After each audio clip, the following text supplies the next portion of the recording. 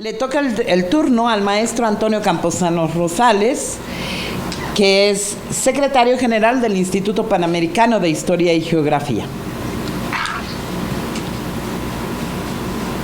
Con rango de embajador diplomático del organismo especializado de la Organización de Estados Americanos desde el 7 de febrero del año pasado. Maestro en Historia de México por la Facultad de Filosofía y Letras de la UNAM. Con mención honorífica. Licenciado en Historia por la Escuela Nacional de Estudios Profesionales Zacatlán. Con mención honorífica. Miembro honorario extranjero de la Academia de Historia del Ecuador, por supuesto. Jefe del Archivo Histórico, fue jefe del Archivo Histórico Militar de la Secretaría de la Defensa Nacional. Asesor histórico para la edificación del hemiciclo al Defensor de la Patria, con motivos de los festejos del 175 aniversario de la victoria de la República en 2017. Fue asesor histórico del Estado Mayor de la Secretaría de la Defensa Nacional, destacando su trabajo en las secciones tercera y sexta, que es Operaciones y Educación y Doctrina Militar, a lo largo de 27 años de carrera militar. Fue asesor histórico militar de los festejos del bicentenario de nuestra independencia y del centenario de nuestra revolución. Conferencista del Congreso Iberoamericano de Historia en Santiago de Chile, conferencista en el coloquio La Intervención Francesa en México en la Escuela Militar de París. Conferencista en el cuarto Congreso Internacional de Historia Militar en Argentina, con motivo del bicentenario de la independencia de esa república. Presentó el libro de su autoría El Ejército Mexicano, 100 años de lealtad y vida institucional, en Frankfurt, Alemania. Fue investigador y profesor titular de la materia de Historia Militar en la Escuela Superior de Guerra, profesor de la Escuela Nacional de Estudios Profesionales Zacatlán, y ha colaborado con más de 50 publicaciones, conferencias, proyectos, etc. Y ha recibido varias condecoraciones. Vale la pena destacar la distinción militar por su carrera castrense, la de servicios distinguidos y la Victoria de la República por su carrera como historiador militar y el del mérito docente de la Secretaría de la Defensa Nacional. Fue ganador del premio Símbolos Patrios en el género Ensayo Histórico por parte del Consejo Nacional para las Culturas y las Artes. Y el día de hoy nos va a presentar la ponencia de la independencia a la consolidación del Estado mexicano.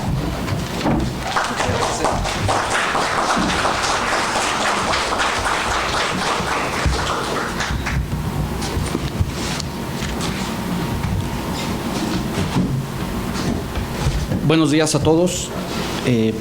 Hablar sobre la historia de México después de que habló la doctora Patricia Galeán el día de ayer, pues no es nada fácil para ningún mexicano, supongo. Por lo menos no para mí, toda vez que yo abrevé de los conocimientos de ella. Vamos a hablar sobre lo que es la victoria de la República en 1867. Ubíquense ustedes, en un 15 de julio de ese año, entra el presidente don Benito Juárez a la Ciudad de México, después de haber librado una guerra de 6 años contra el ejército más poderoso del mundo, el ejército francés. Fueron más de 1000 hechos de armas perfectamente documentados que le costaron la vida a 85,000 mexicanos, aproximadamente unos 73,000 republicanos, unos 12,000 conservadores, 11,000 franceses ya no volvieron a su tierra. Y después de esta segunda guerra de independencia, como la llamaron los liberales en el siglo XIX, entra el presidente Juárez, después de varios años de ausencia, a la Ciudad de México victorioso. A partir de ese momento se consolida el Estado mexicano como una nación libre, independiente, de instituciones sólidas y republicanas federales. Se logró someter y domesticar, ¿por qué no decirlo?, al ejército de aquella temporalidad. También se logró someter a un lastre que venía cargando el pueblo de México, que era la Iglesia Católica de aquel tiempo, y obviamente al grupo de agiotistas, que eran un cáncer en contra del gobierno mexicano. Todas estas cosas hizo don Benito Juárez. Además de eso, logra consolidar las leyes de reforma. Fue toda una odisea la generación del 57, liderada por el gobierno de Benito Juárez. ¿Cómo llegamos a este proceso? Pues simple y sencillamente hay que recordar que en 1821, cuando entra Agustín de Iturbide a la Ciudad de México, el día 27 de septiembre de 1821, México nace como un imperio a la vida independiente. Ese nacimiento de un imperio en México a veces lo hemos olvidado, sin embargo era un paso relativamente natural. Después de 3 siglos de dominación española, de virreinato, lo lógico era que pasáramos a ser un imperio o una república central. Los mexicanos, de alguna manera trigarantes, a través del Plan de Iguala, a través de los tratados de Córdoba, como ya lo vimos el día de ayer, logran consolidar su independencia. México nace como un imperio en 1821, va a estar prácticamente 10 meses este imperio funcionando hasta 1822. ¿Por qué fracasa el imperio de Iturbide? Por varios motivos. Primeramente, se enemista con el Congreso que existía en aquella época. Un Congreso en el que había republicanos, había borbonistas, había gente que aspiraba a un tipo de gobierno mejor. La independencia en México inició con muchas promesas, con muchos sueños. Sin embargo, México venía quebrado de 11 años de guerra, una guerra cruenta, una guerra difícil que nos costó la vida de 600,000 mexicanos, que era la 10ª parte de la población económicamente activa en aquella temporalidad.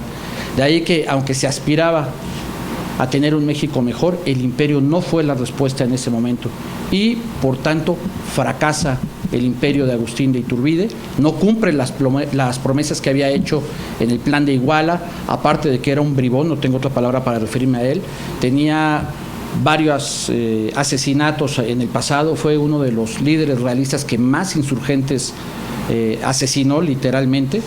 Estamos a 2 cuadras de Avenida Insurgentes. El concepto de insurgente en México es el de un héroe de la patria. Nuestros héroes de la patria en la guerra de independencia de 1810 a 1821 se encuentran enterrados en el Ángel de la Independencia, en el Monumento a la Independencia, y nosotros les llamamos insurgentes en México.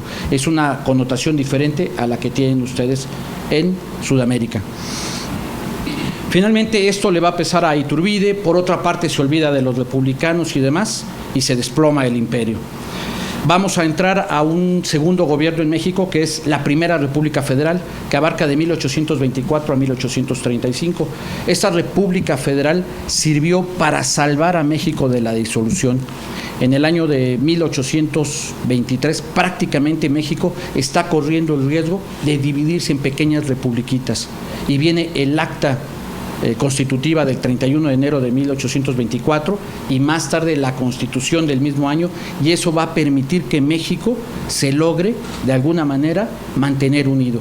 No se va a dividir y esto va a permitir que México siga siendo un Estado intentando consolidarse. Este gobierno republicano federal va a fracasar por varios motivos. Primeramente, había que cargar una rémora que era el ejército, que fue el mismo ejército iturbidista, que después se le va a voltear a él, como lo explicó ayer la doctora Remis, y va a derribar al imperio. Este mismo ejército se va a acostumbrar a los cuartelazos. Fueron lo más común en las primeras 3 o 4 décadas del siglo XIX en México. Por otra parte, una iglesia antipatriota, una iglesia que manipulaba al pueblo de México, que era una rémora también, y por otro lado los agiotistas, que cada vez saqueaban más al gobierno. Esto provocó el fracaso del primer intento de República Federal entre 1824 y 1835.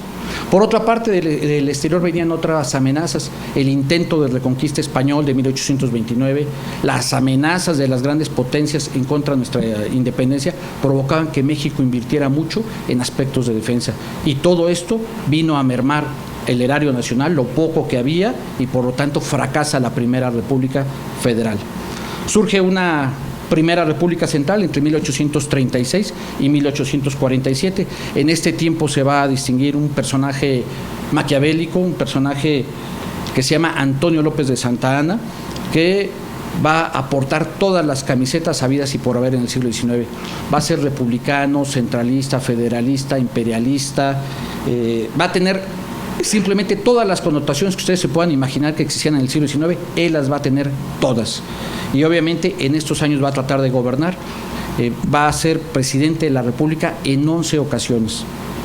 En estos años de inestabilidad, el ejército lo va a apoyar a Antonio López de Santa Anna, obviamente los agiotistas lo van a financiar y va a haber mucha inestabilidad en estos años. En estos años de 1836 al 47 sigue el gobierno centralista, ahora transformando a los estados como entidades autónomas y federadas, las va a convertir en departamentos y por lo tanto va a tratar de controlarlas en todo momento. Va a ser un gobierno de tipo centralista, pero va a seguir cargando los mismos problemas de los inicios de la independencia. Un ejército que provoca inestabilidad, un clero anticatólico, agiotistas que están sangrando al erario nacional y las amenazas del exterior. Un ejemplo de ello lo tenemos en la Guerra de Texas de 1836. Para muchos es una provincia rebelde. Texas, para muchos mexicanos, fue una guerra con el extranjero, toda vez que los tejanos tuvieron el apoyo de los Estados Unidos de América. Y obviamente acabamos perdiendo Texas en 1836, con los tratados de Velasco firmados por Antonio López de Santa Anna, y más tarde, en 1845, Texas se va a unir a los Estados Unidos de América. En ese tiempo también, ya para 1846, va a estallar la guerra, no es cierto, perdón, en 1838 va a estallar la primera intervención francesa. Francia va a atacar a México en este año del 38, en la famosa Guerra de los Pasteles. Van a invadir los puertos mexicanos del Golfo, van a boicotear y los van a bloquear completamente el comercio, y eso va a provocar que México siga quebrado en sus arcas nacionales. Después de este segundo conflicto con el exterior, primero con España en el 29 y posteriormente con Francia en 1838, viene un tercer conflicto de carácter internacional, que son los Estados Unidos de América, que van a invadir a México entre 1846 y 1848. En este momento los Estados Unidos vienen con su famoso destino manifiesto, que es sentirse un pueblo escogido y elegido por Dios para llevar sus instituciones republicanas por todo el mundo y extenderse de su costa este a su costa a oeste, inclusive pasando por territorio mexicano. Al término de la guerra, esta guerra se va a perder por varios motivos. Primeramente, porque México está dividido. México no tiene conciencia ni sentido de pertenencia, que es lo que la historia nos da. Por eso es tan importante estudiar historia, porque no solamente aprendemos los hechos como fueron, sino podemos comprender nuestro presente con la lupa del pasado y podemos proyectar, ¿por qué no?, un mejor futuro para nuestros pueblos. De ahí la importancia del estudio de la historia. México estaba dividido, estaba completamente fragmentado, no había un sentido de pertenencia, no había un sentido de nacionalidad, y eso provocó que muchos estados de la República se declararan neutrales ante la invasión norteamericana o simplemente no aportaran recursos para la defensa del país. ¿Eso qué va a provocar? Que termine la guerra y México pierda 2.400.000 kilómetros cuadrados de territorio. Decía por ahí un embajador mexicano al que admiraba mucho, el doctor Walter Asti Burgos, que ya falleció. Él decía que quien no crea en Dios, que le pregunte a un mexicano. Efectivamente, es un milagro que la nación mexicana sigue existiendo, compartiendo 3.000 kilómetros de frontera con la potencia militar y económica más grande de todos los tiempos, que son los Estados Unidos. Afortunadamente, los Estados Unidos mandaron un negociador muy decente que se llamaba Nicolás Tris, negocia con los mexicanos y lo que se pierde en la guerra se recupera en el Tratado de Guadalupe Hidalgo, firmado el 2 de febrero de 1848. En ese tratado pedían inicialmente los Estados Unidos más de 3 millones de kilómetros cuadrados. Finalmente se quedaron conformes con 2.400.000 kilómetros cuadrados de territorio. De ahí que los patriotas que firmaron ese tratado, que lograron convencer al negociador norteamericano, salvaron prácticamente 1 millón de kilómetros de territorio nacional. Ese tratado todavía el día de hoy está vigente. El tercer intento de gobierno mexicano de tipo republicano es la República Federal de 1847. Los mexicanos somos un país sui generis. Todo lo imposible puede suceder en México, y la prueba está que en plena guerra con el extranjero, México decide dar un viraje de una república central a una república federal. México entra al federalismo, perdemos la guerra y continuamos con este federalismo. Sin embargo, lo que ayudó a que esos 6 años de federalismo entre 1847 y 1853 se mantuviera relativamente estable el país fue la indemnización de 15 millones de pesos que el gobierno de los Estados Unidos le dio a México por la cesión de territorio. No fue una venta de territorio, fue una guerra de conquista y México reconoce esa conquista mediante una cesión, pero no fue venta de territorio nacional y eso debe quedar claro. Finalmente llega el año de 1853, el gobierno se vuelve a desestabilizar, nuevamente nuestro ejército, nuestra iglesia católica, nuestros agiotistas, las amenazas provenientes del extranjero siguen afectando al país y viene un intento de dictadura de tipo monárquico dirigido por Antonio López de Santana. En los primeros meses que gobierna Santana, traído por los centralistas, por los conservadores, va a gobernar bajo el amparo de don Lucas Alamán, uno de los mexicanos más brillantes del siglo XIX, historiador, secretario de Relaciones Exteriores. Sin embargo, a la muerte de don Lucas Alamán, Santana ya no tiene quien lo limite, quien lo guíe, quien lo oriente y comienza a tener una serie de excesos terribles.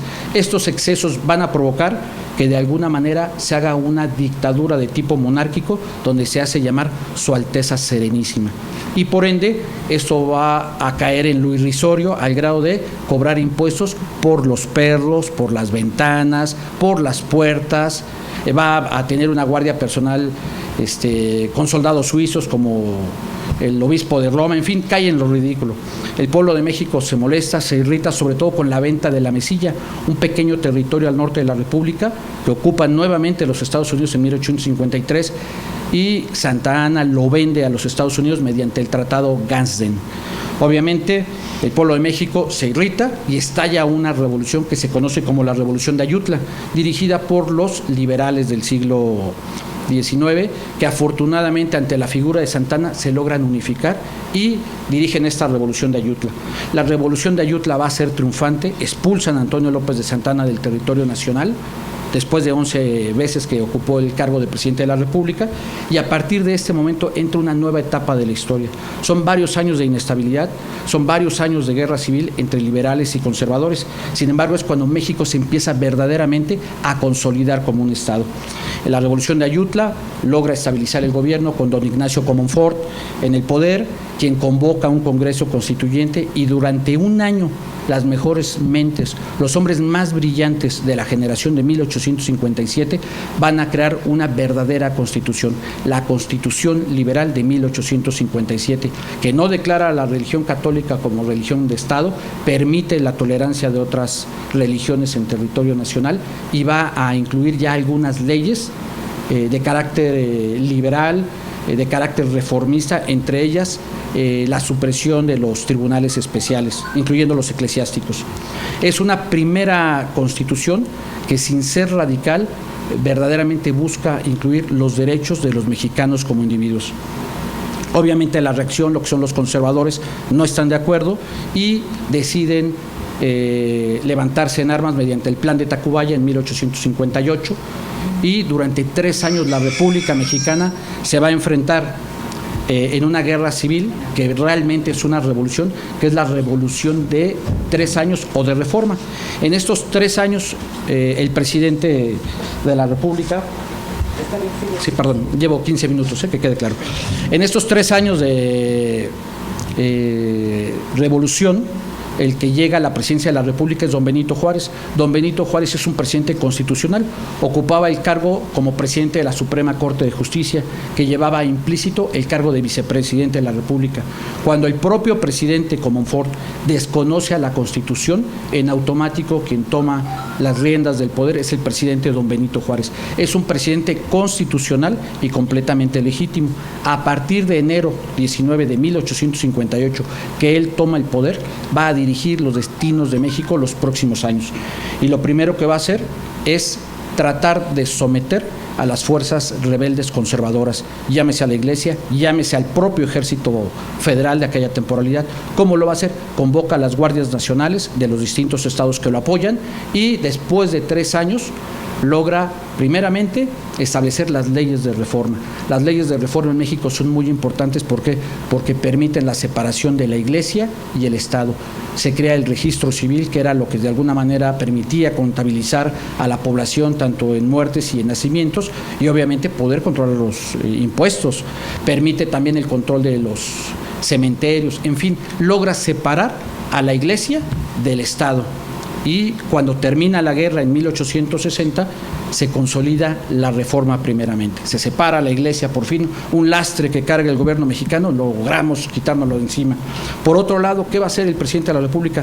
Va a disolver al ejército mexicano. En México sí se pueden disolver los ejércitos, no tenemos necesidad de andar cargando lastres, y por lo tanto el 27 de diciembre de 1860 el gobierno mexicano decide la disolución de su ejército. Y cuando hablo de disolver es simplemente desaparecer, y México se queda sin ejército. Quien va a defender a México de la intervención francesa van a ser guardias nacionales, ciudadanos armados de las distintas entidades de la República. Viene después la intervención francesa de 1862 a 1867, es una intervención que ya se venía pactando desde muchos años atrás. Es falso que el presidente Juárez la haya provocado, fue simplemente un pacto entre conservadores que al ver que fracasan en su proyecto de gobierno deciden traer a los franceses, y Francia encantada de la vida de venir a invadir México, ya que es parte de su proyecto imperial. Después de 6 años de guerra, después de más de 1000 hechos de armas, el presidente Juárez logra cumplir su objetivo estratégico de la guerra: expulsar al invasor francés de territorio nacional. Esta expulsión no se va a ver beneficiada, como mucha gente piensa, por el apoyo de los Estados Unidos. Eso no es cierto. Durante la intervención francesa, el gobierno de los Estados Unidos no vendió en los primeros 5 años ni un fusil y ni un cartucho al pueblo de México, pero sí lo hizo con los franceses. Les vendió armamento, municiones, carruajes que tanta falta les hacían a los franceses en territorio nacional. Termina la guerra, afortunadamente se declara neutral, muy al estilo norteamericano, el presidente Lincoln, y eso permite que ya sin el apoyo estadounidense México pueda derrotar a los franceses. Fue una guerra donde la guerra irregular o guerra de guerrillas fue fundamental, pero tiene una característica: tuvo un presidente patriota e íntegro, que es don Benito Juárez, bien apoyado por personajes de gran valía como don Mariano Escobedo, Porfirio Díaz, Nicolás de Régules, Vicente Rivapalacio, entre otros grandes generales liberales que tenían una diferencia con los generales de la época de la intervención americana de 15 años atrás. Eran generales patriotas y en sus mulas cargaban comida y municiones de armamento para sus tropas, no todo lo que se habían robado como los generales de la época de la intervención americana, no como los generales de Santa Ana. Y aquí el liderazgo tiene mucho que ver. El presidente Juárez se convierte en un símbolo de la República y un símbolo de la resistencia del pueblo de México en contra del imperialismo, un símbolo de la resistencia del pueblo de México contra el militarismo, un símbolo de la resistencia del pueblo de México en contra del clero traidor que benefició y bendijo a las armas de los invasores al pueblo de México. En fin, la consolidación de México se logra a partir del 15 de julio de 1867. Son 20 minutos, termino en el próximo minuto, lo prometo. Se logra concluir la guerra de intervención francesa. Obviamente Maximiliano está presente por ahí, es un problema que tiene el pueblo de México. Es un hombre soñador con muy buenas intenciones, pero sus intenciones le costaron la vida a muchos mexicanos y no se puede gobernar México con buenas intenciones. Se requieren acciones fuertes y concretas, y eso el presidente Juárez, que es un estadista, lo logra hacer. Somete a juicio a Maximiliano de Habsburgo en 1867 y es ejecutado el 19 de junio de 1867 en el Cerro de las Campanas. Con la ejecución de Maximiliano, el general Tomás Mejía y Miguel Miramón, se ejecuta a la intervención, porque Maximiliano era un invasor. Se ejecuta a Miguel Miramón, que era un conservador, la cabeza del conservadurismo, y se ejecuta a un gran militar como Tomás Mejía, que era el militarismo. Juárez manda un mensaje al mundo y el Estado mexicano se puede consolidar como una nación libre e independiente. De ahí el apotegma del presidente Juárez, entre los individuos como entre las naciones, el respeto al derecho ajeno es la paz, y sigue hoy en día siendo la piedra angular de la política exterior de México. Muchas gracias por su atención.